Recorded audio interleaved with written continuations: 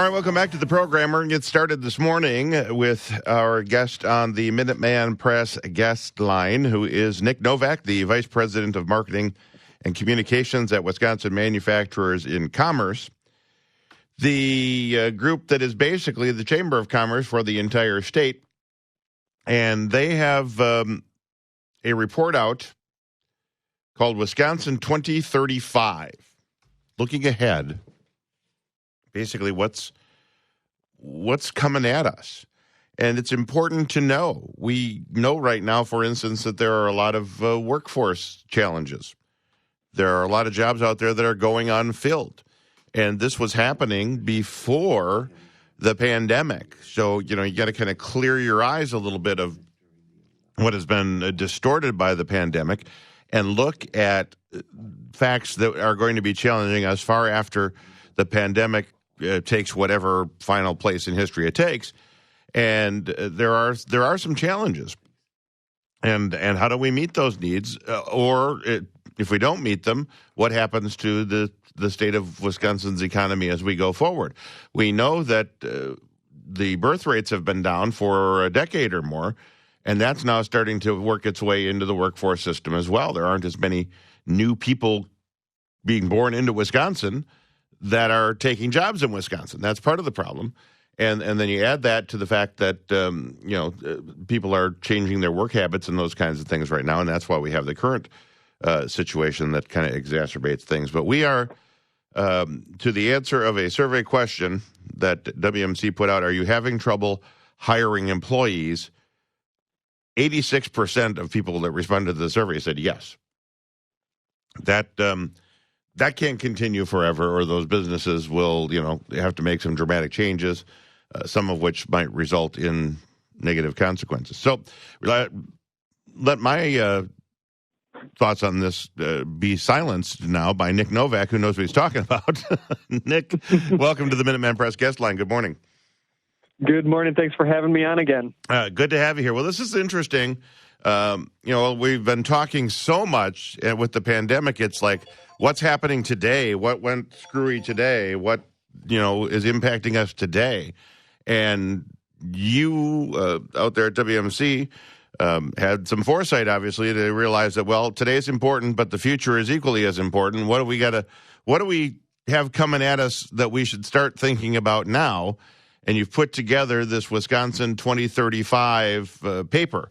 So let's go through it, if you wouldn't mind, and kind of give us the high points anyway, Nick. I was talking about the first area that the report addresses, and that's workforce. Well, you're spot on from the workforce standpoint, and the stat that you mentioned about 86% of Wisconsin employers having trouble hiring workers. That is more employers than ever before having trouble finding a workforce. And our demographic concerns that we have here in Wisconsin, the fact that we are not having enough people born in the state of Wisconsin, we're not having enough people migrate to the state of Wisconsin, that's only going to intensify our economic problems that we're facing, because if we don't grow our population, it's extremely difficult to grow our economy. And so Wisconsin 2035, which was released by WMC Foundation, an affiliate of WMC, it really outlines these biggest economic challenges that we have, like growing a workforce, and offers some solutions to have that long-term sustained economic success. And on the workforce front, we believe that there's three key areas that we really need to focus on, because there is no one silver bullet, unfortunately, that is going to solve our workforce challenges.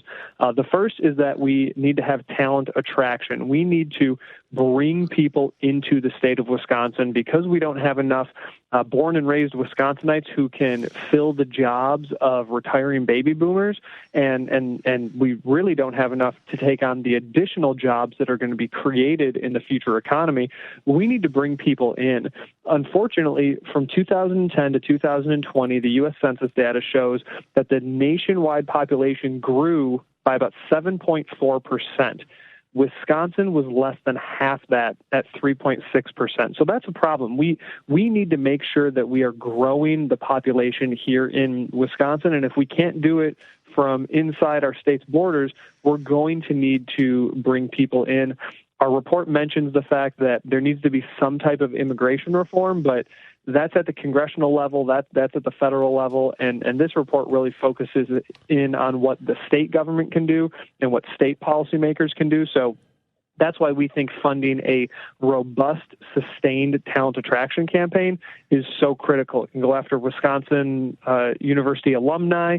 It can go after military veterans because Wisconsin has the best benefits for veterans in the entire country, and the government will actually pay for some or all of that last move for individuals who are leaving the service. And so if we can attract more military veterans to Wisconsin, that would be a great way to grow our workforce. And then there's a lot of people who live in high-cost, high-tax states like our neighbors to the south in Illinois, who maybe we can get people who are fleeing from those states to come find the great opportunities here. And so talent attraction is key, but we also need to retain born and raised Wisconsinites here. We need to tell them about the opportunities here, and we need to train them for the opportunities available.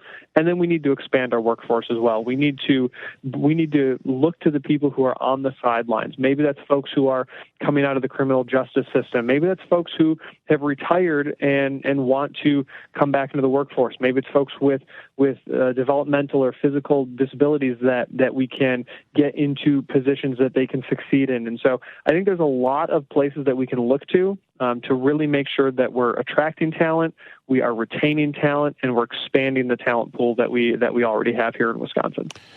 Let's talk a little bit about just this population issue. It's odd to me. I mean, I guess what I've been hearing is, all the big cities, that there's a outflow of people leaving the big cities because of the terrible conditions there. No, we don't have, giant cities like Los Angeles and New York and San Francisco and all the like. But in the map that you included in your report, what I found odd was the majority of counties that have lost population are rural. Yes, Milwaukee County lost population, and it looks like the counties where Eau Claire is and La Crosse is, those populous areas lost a little bit. But in the middle of the state, and basically drawing a circle around where Wausau is, all those counties are losing population. That would seem to be the nirvana for people that are trying to escape big populous cities. Is this just a matter of people dying, basically, or is there an exodus from the rural communities that we should be aware of, and why? It's a little bit of both. We have the born and raised folks from these certain counties who just they're not having as many babies as they have in the past, and then it's an attraction issue. We're not getting enough people to move into these counties that are in some of the more rural parts of Wisconsin. I mean, if you look just at the birth rate side of it, this is a national issue. In 2020, the U.S. birth rate dropped 4% year over year, and we actually in this country had the lowest number of births since 1979. That is a recipe for an economic disaster in the future because we need people to help drive our economy forward. And so when we're looking to these smaller cities and smaller towns all across Wisconsin, one of the things that we need to be doing is talking about how great of a place they are to live. I mean, you look at Janesville. Janesville actually has it's one of the larger cities, one of the 11 largest cities in the state of Wisconsin, but it's lower cost of living than the national average. And if you look to places that are smaller than places like Janesville, if you go into some of these more rural towns, their cost of living drops even further.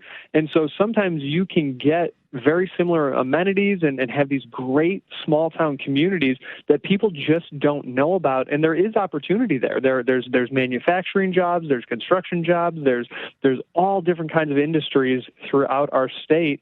And I think people just don't know about the different areas that you can move to. And so that's where this talent attraction campaign is so important, because we need people to know everything that Wisconsin has to offer. We can no longer afford to be the best kept secret in Wisconsin, or excuse me, in the Midwest, which is what we are now. It's a huge secret about how great of a state we have, and we even had a manufacturing executive who moved here for a job. And he, in an interview we did, said, "I wish I would have known how great Wisconsin was. I would have moved here sooner." And so we need people to see that in these small communities so that we can grow those populations and grow our economy. Well, the talent attraction thing is the only way to fill in a void that's created by a lower birth rate. I would think that one of the biggest challenges, Nick, would be that, okay, so you say, hey, come to Wisconsin, we got jobs, and here's a job for you. And people look at it, and it's paying less than a national average kind of thing. Largely based, we know, being close to it here, on the standard of living. And yes, the standard of living is, or the cost of living rather, is lower. And so that all works itself out. But if you say, well, wait a minute, the same sort of job in, Chicago pays $15,000 a year more, why would I move to Wisconsin? It seems like we've got a little work to do there in marketing. The upside of this is our lower cost of living.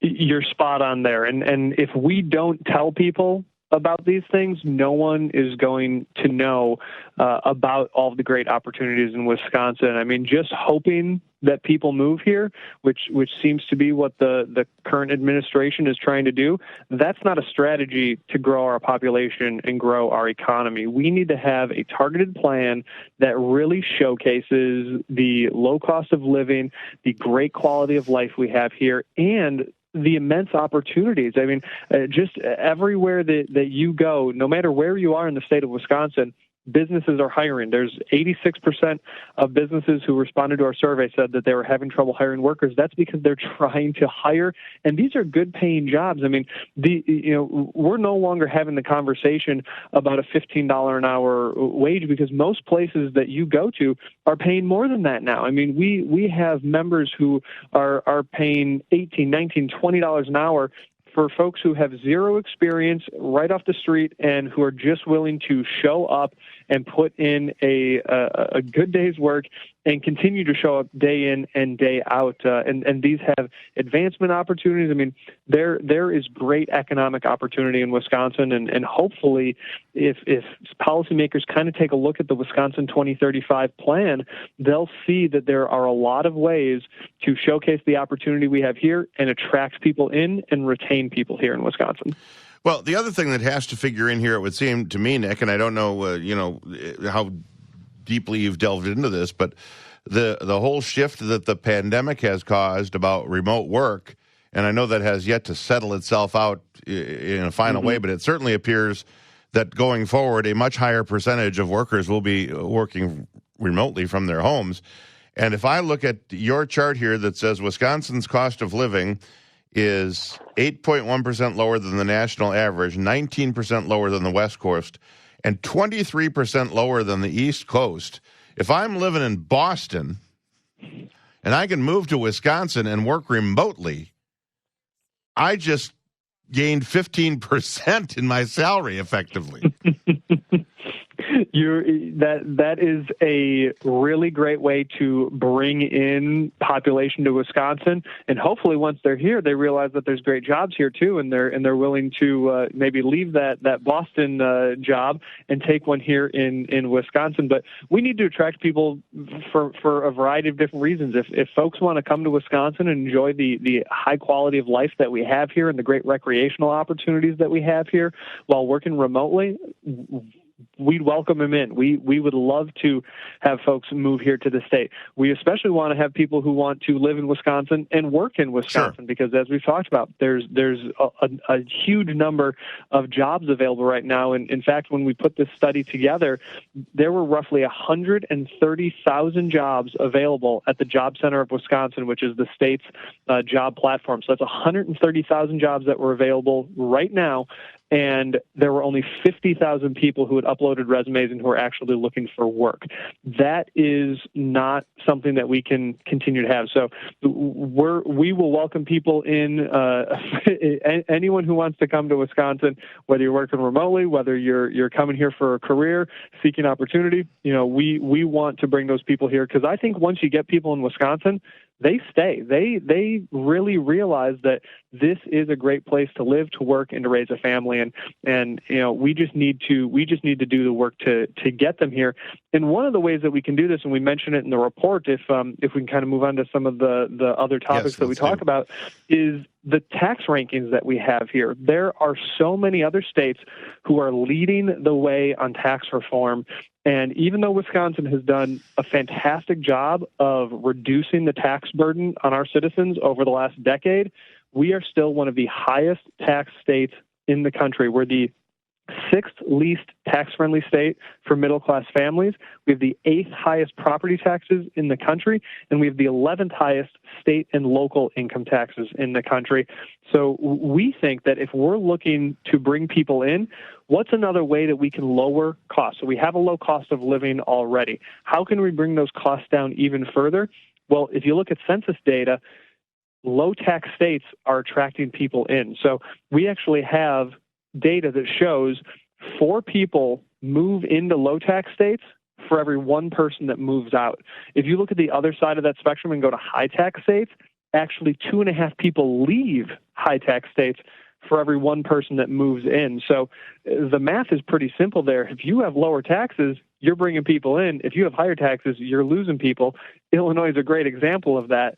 And so we think that there is an opportunity to do something bold on tax reform that brings down our income tax rate, flattens that, really reduces it, or potentially even eliminate the income tax and show the rest of the country that Wisconsin's the place to be. We have economic opportunity here. We have a low cost of living, and we're going to do the work necessary to bring down that tax burden as well. And I think that these are, if we combine all of this together, it's a recipe for economic success.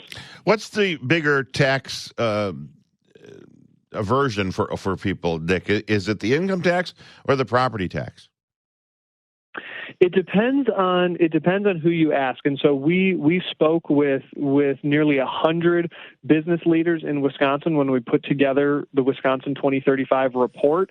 And a lot of folks, because when they're looking at employment, that's one of the biggest reasons that people move is for opportunity. They move for a job. So it's either a promotion, it's either a new job that they're getting, and that's one of the big reasons that they move.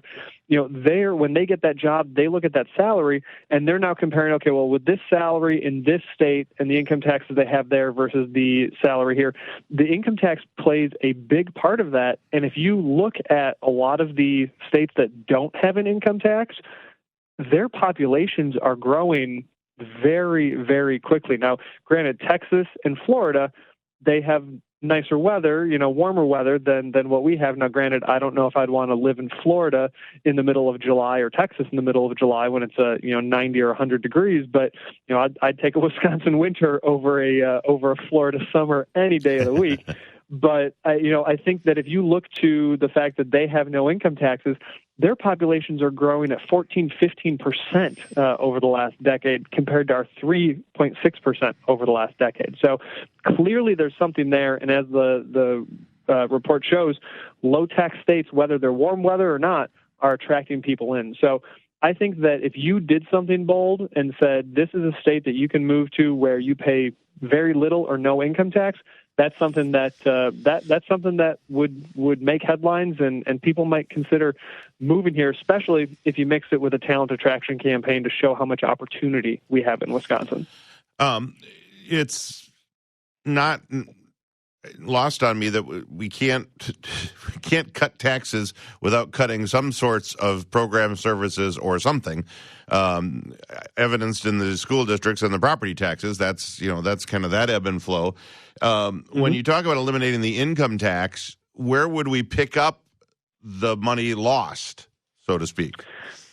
So there's a report that was just released this past week by Noah Williams at the Center for Research on the Wisconsin Economy. Noah is a UW economics professor. He's done a lot of research on the state's economy here, and he actually released a report that showed if you were to lower or if you were to completely eliminate the income tax, one of the ways that you could actually make up some of that revenue and still actually have a overall significant tax cut is by raising our sales tax 3%. So you'd go from 5% up to 8% at the state level, and that small increase in the sales tax would actually put us relatively on par with some of our neighboring states for sales tax rates. So if you look at Illinois, their average sales tax rate is 8.82, Minnesota 7.46, Ohio 7.23. So if we were at an 8% sales tax, we would be relatively in line with a number of our neighbors. Right now, we're actually the lowest sales tax in the Midwest. And so if we were to completely eliminate the income tax and bring our sales tax up to relatively close to what our neighbors are doing, we'd still be in good competition with them, have zero income tax, so you'd see a significant tax cut of roughly $1,700. The economic benefit of that is in the billions, in the tens of billions over the 8 years that would follow putting that plan in place. And so while you would see potentially a small revenue decrease, if you look back at all of the tax cuts that we've passed in Wisconsin over the last decade, every single time we get to a budget, we're increasing our revenue. We're actually growing the economy so much that we're making up the tax cut revenue and having more money come into the state coffers, which is a good, it's a good way to bring those taxes down on working families here in Wisconsin, while also making sure that we can still fund all of the priorities that we have here as a state. And so we think that if you did this right, and if you made the bold decision to say, let's eliminate the income tax and replace it with a small uptick in the sales tax, there is a possibility that you would see that significant economic growth, and it would make sure that you don't have to have massive cuts, because we don't think that would happen. And the report that Noah Williams put out shows that wouldn't happen. It shows that there would be significant economic growth, and we would do really, really well. And again, this is going to draw people in. This is going to bring more people to the state, create more of a tax base, and allow us to all have lower taxes, lower cost of living, and grow our economy even faster. So we think that it's definitely a conversation that should be had over the next couple of years. All right. I know you got to get to a meeting, so final question. I'll just let you kind of summarize as best you can. Education is the third kind of leg of this stool as it relates to getting people to get the right skills and get into the workforce in Wisconsin without leaving. Yeah, you're right on that. We can't talk about workforce without talking about education. And right now, it's really unfortunate that K-12 education has seen a massive boost in funding over the last few years. And in fact, if you look at our budget just the 5 budgets ago, the 2013-15 state budget, we spent about $10.7 billion in general purpose funding, which is state funding for our education system. In the 21-23 budget, which is the current one, that has been increased to $14.2 billion. So nearly $4 billion additional dollars in this budget going in than just 5 budgets ago. And unfortunately, over a similar time period, we've seen proficiency rates for both English in reading and math drop from about 44% to about 33% for grades 3 through 8. And so at the same time that we're putting more money into education, we're seeing proficiency rates go down.